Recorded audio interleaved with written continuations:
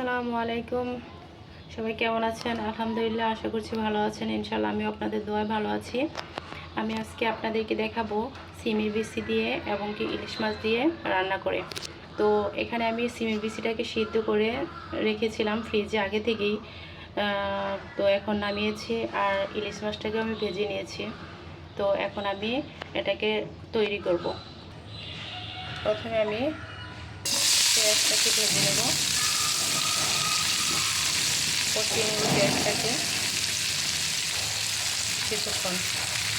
তো পেঁয়াজটা এখানে হালকা লাল হয়ে আসছে। এখন এটার মধ্যে আমি অ্যাড করব, তো এখানে দিয়ে দিচ্ছি 1 চামচ লবণ, দিয়ে দিচ্ছি আধা চা চামচ হলুদের গুঁড়া, আধা চা চামচ মরিচের গুঁড়া। এখানে আমি কিছু কাঁচা মরিচ অ্যাড করলাম।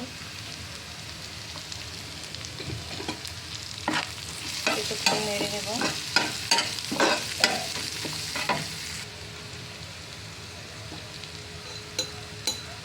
দিয়ে দিচ্ছি আমি আধা চামচের অল্প কম ধনিয়ার গুঁড়া,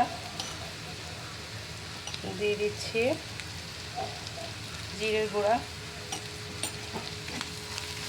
আমি এটাকে একটু নেড়ে ছেড়ে নেব। এটা লাল হয়ে আসছে।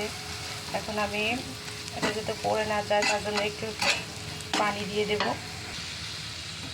একটু পানি দিয়ে দিয়েছি, কারণ পানি না দিলে মশলাটা হয়তো পড়ে যেতে পারে, তার জন্য একটু পানি দিয়েছি।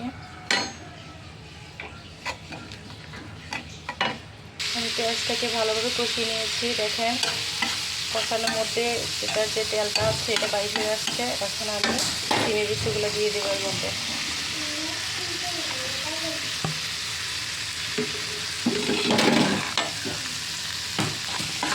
সিমের বিচিগুলো দিয়ে একটু নেড়ে ছেড়ে নেব।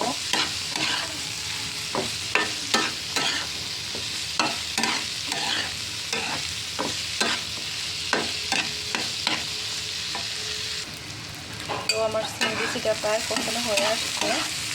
এখন এটার মধ্যে আমি দিয়ে দেবো যে কেটে রেখেছিলাম টমেটো ছোট ছোট টুকরা করে।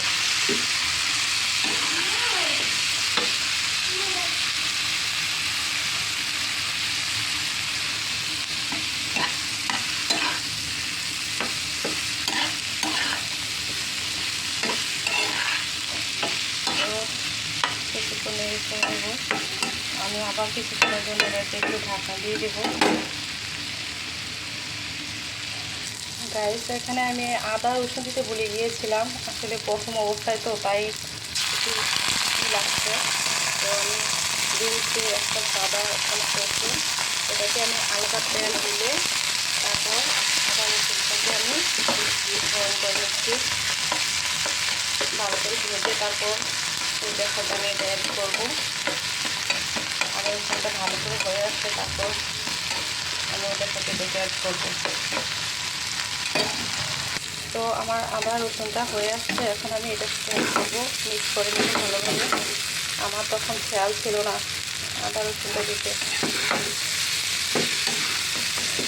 মিক্স করে নিলাম। খুব সুন্দর একটা কালার হয়ে আসছে।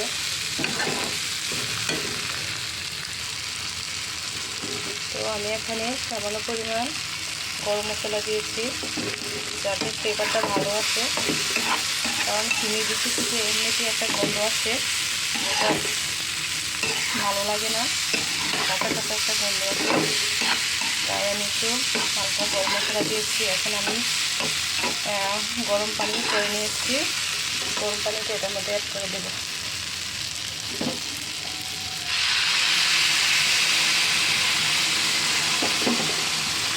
গরম পানিটা আগে থেকে ঠান্ডা পানিটা দিই নাই, কারণ ঠান্ডা পানিটা দিলে তরকারির স্বাদটা তেমন একটা ভালো হয় না। তাই গরম পানিটাই আগে থেকেই করে নিয়েছিলাম। তাই গরম পানিটা আমি এখানে ইউজ করেছি।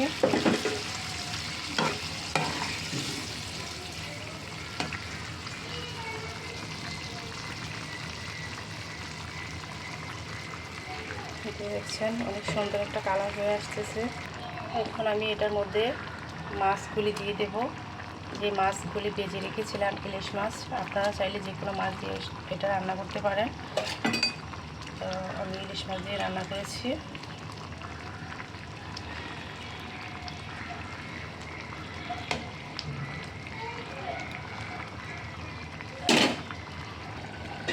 তো আমার তরকারি প্রায় হয়ে আসছে।